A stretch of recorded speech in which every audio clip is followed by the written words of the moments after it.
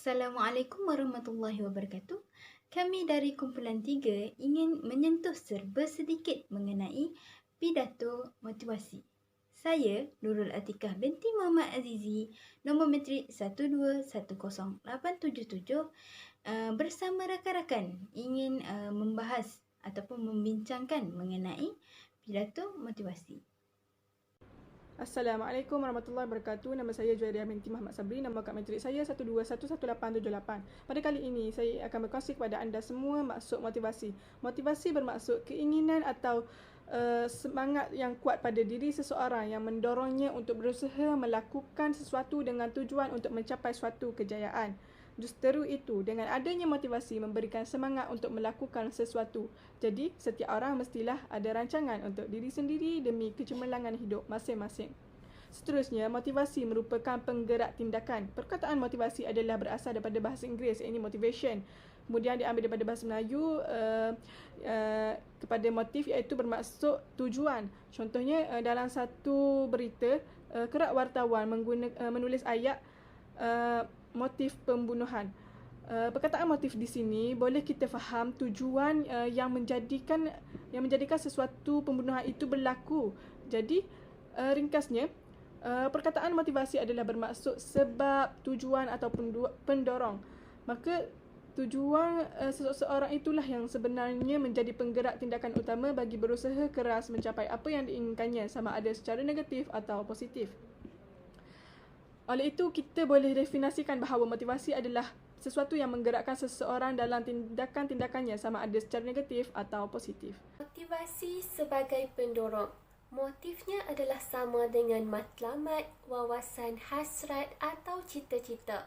Jadi, matlamat dan cita-cita kita itu merupakan pendorong utama untuk kita berusaha bersungguh-sungguh mencapainya. Semakin tinggi matlamat kita, semakin tinggi dorongan dan motivasi untuk mencapai matlamat dan cita-cita kita. Kesimpulannya, motivasi adalah suatu bentuk dorongan minda dan hati yang menjadi penggerak utama seseorang mencapai apa juga yang diinginkan. Motivasi sebagai darjah kesungguhan, tahap kepentingan sesuatu yang seseorang ingin capai, memberi kesan terhadap tahap kesungguhannya berusaha. Motivasi adalah darjah atau tahap kesungguhan dan tempoh ketulusan seseorang berusaha untuk mencapai tujuan atau matlamat. Motivasi sebagai stimulator. Untuk menjelaskan maksud ini, kita ikuti kisah berikut.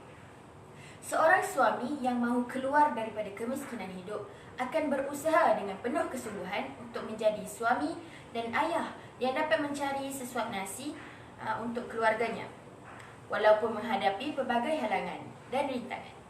Jadi, si suami akan mengerah tulang empat kerat untuk bekerja demi kebahagiaan keluarganya.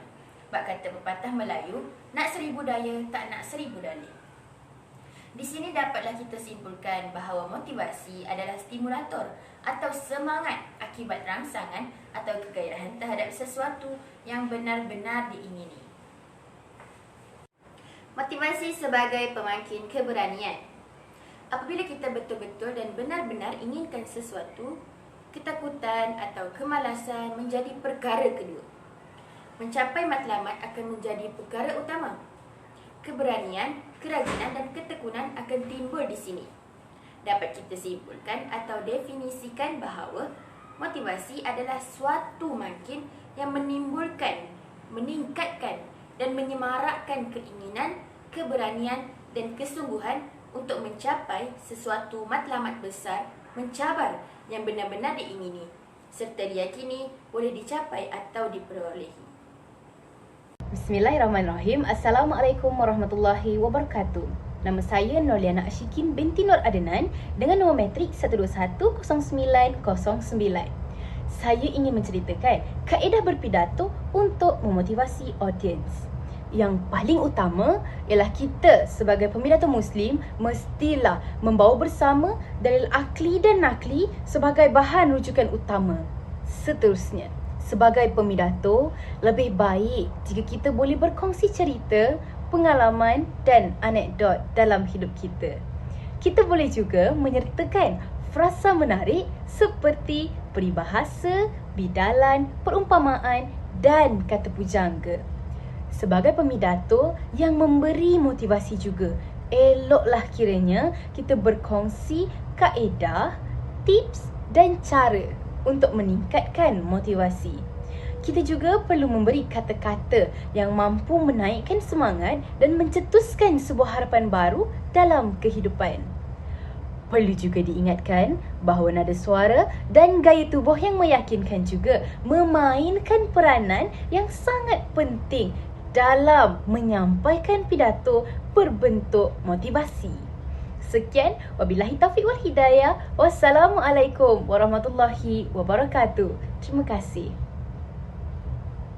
Berikut adalah contoh tokoh-tokoh motivasi terkenal di Malaysia.